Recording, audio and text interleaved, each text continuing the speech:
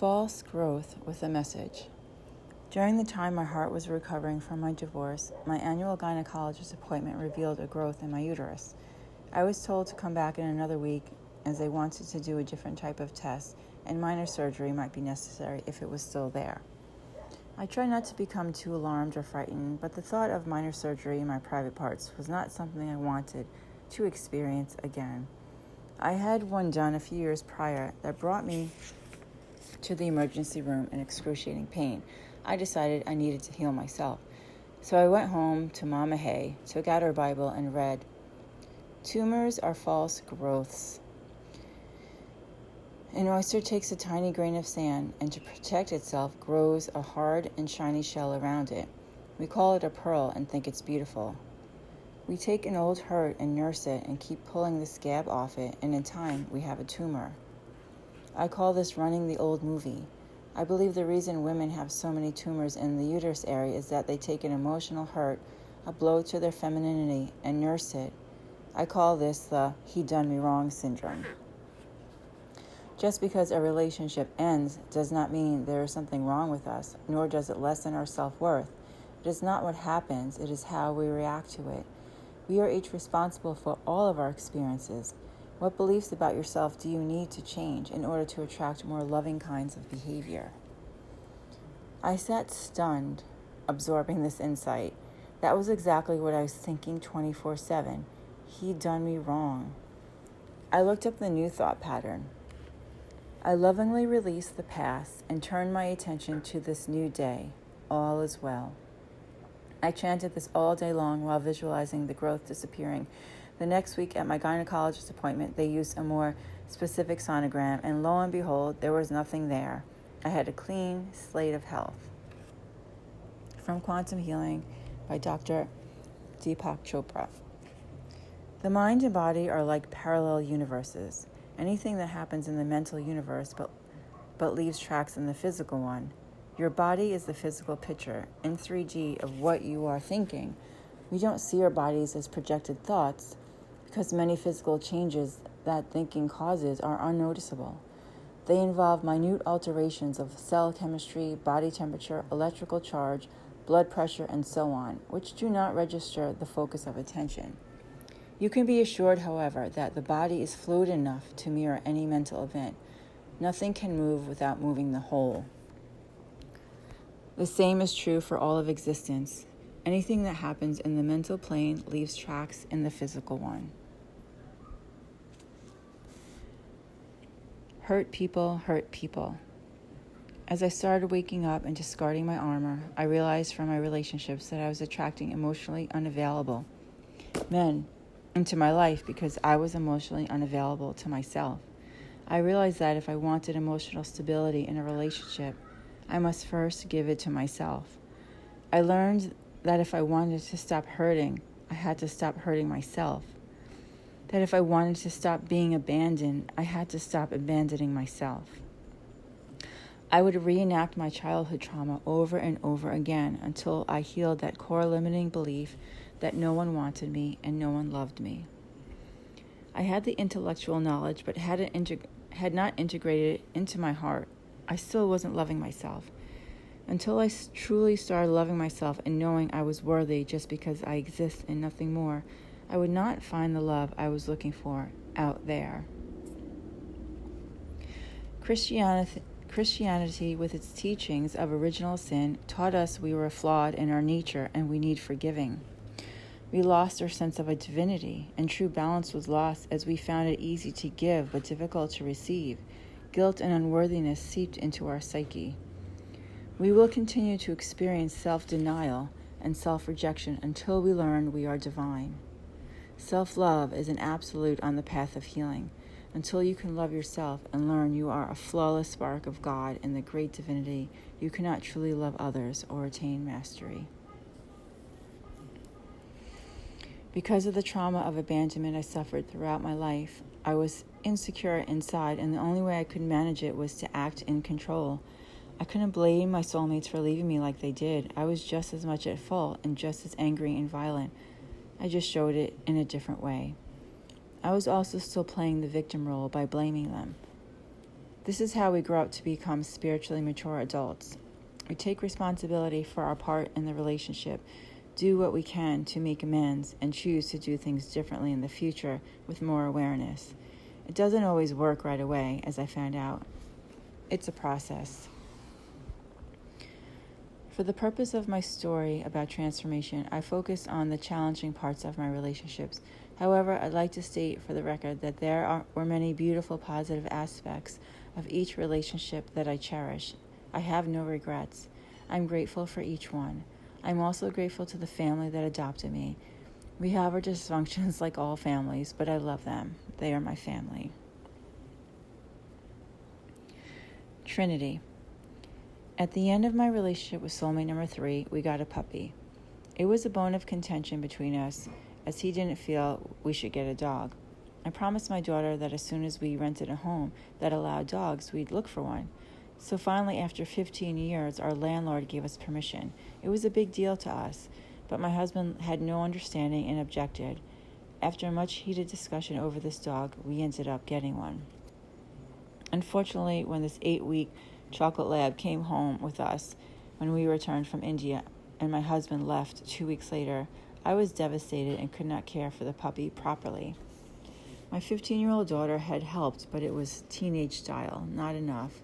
The hyperactive puppy needed a lot of attention. I was a useless wet noodle and in no mood to train a puppy.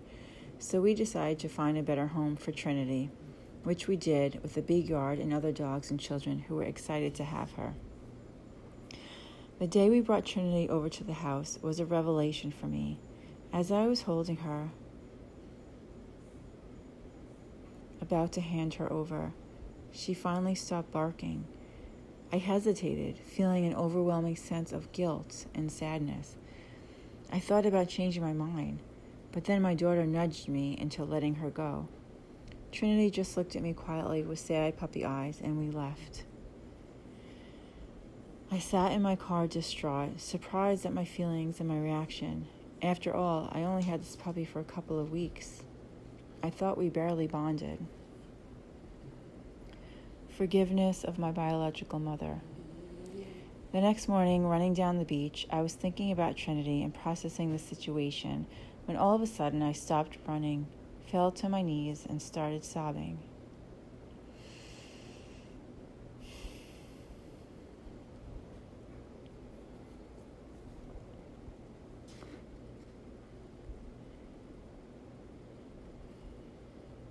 It seemed the beach was where I did a lot of my healing.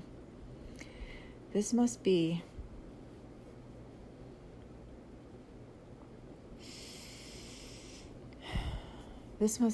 how my biological mother felt, I thought. How was I supposed to have any type of relationship with a mother I never knew? And what could I think about a woman when all I knew about her was that she was a prostitute and a heroin addict. After having my own child, I felt compelled to know more about this woman who carried me for 9 months in her womb and gave birth to me. I realized we must have had some kind of bond. Since my adopted parents knew nothing except what they had told me already, I decided to write to the adoption agency.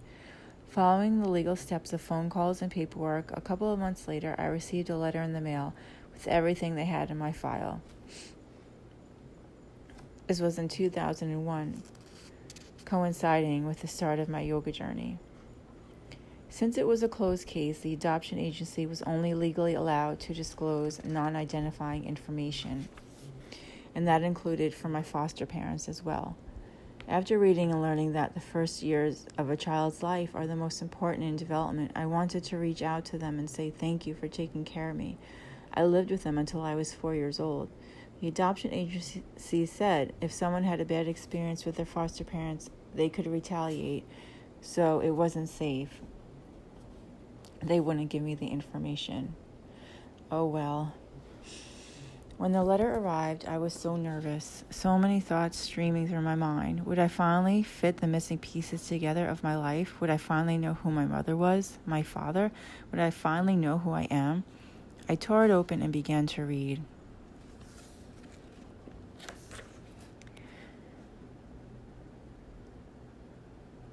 I thought about adding it to my memoir, but I didn't.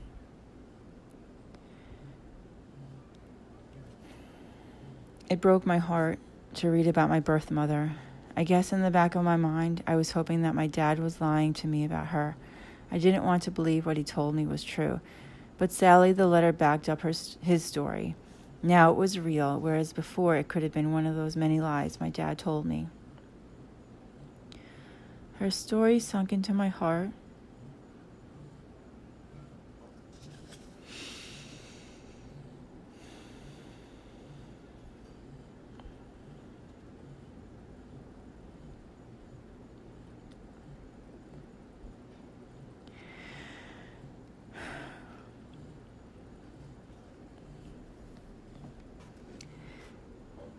Her story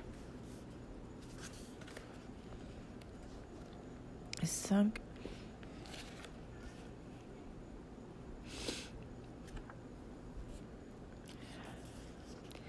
into my heart like an anchor at the bottom of the sea. I cried for her, I cried for me, and I think I cried for the whole.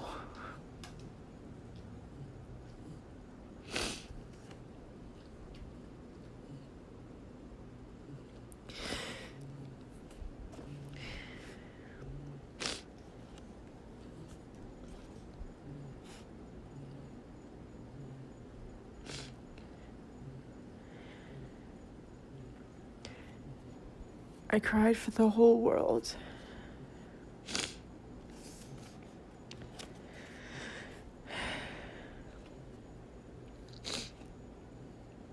I could only imagine the depth of her hopelessness, despair, and suffering she had to endure.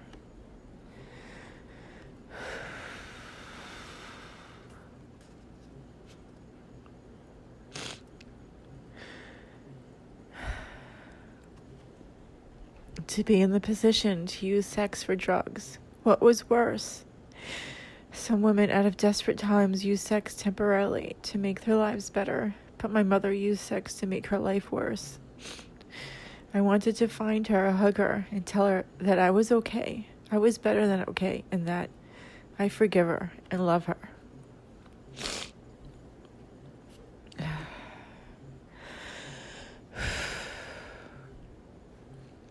All this time, I was harboring judgment, shame, and self-rejection.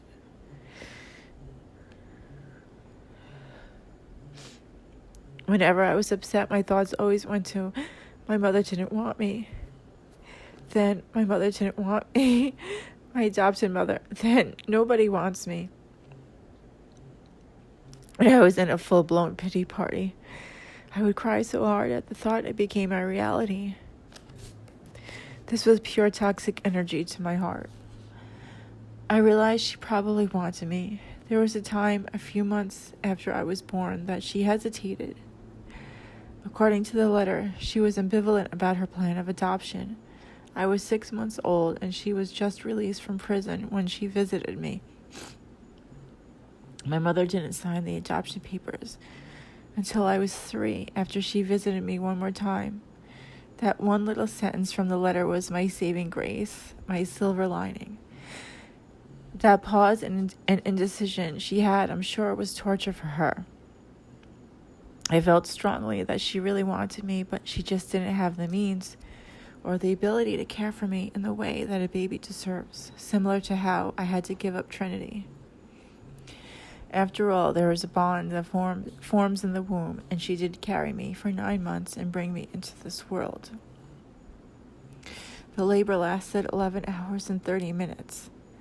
That in itself is an act of pure love. Giving me up for adoption was an act of unconditional love, not abandonment at all. As I knelt in the warm sand, my heart broke wide open. I walked to the water's edge, and my tears became part of the ocean that day. This time, with tears of understanding, compassion, forgiveness, and grace. Every time I read that letter, my heart breaks just a little bit. It's amazing how it affects me so much, even after all the work I have done. It shows me that no matter what, we are still human and we still hurt.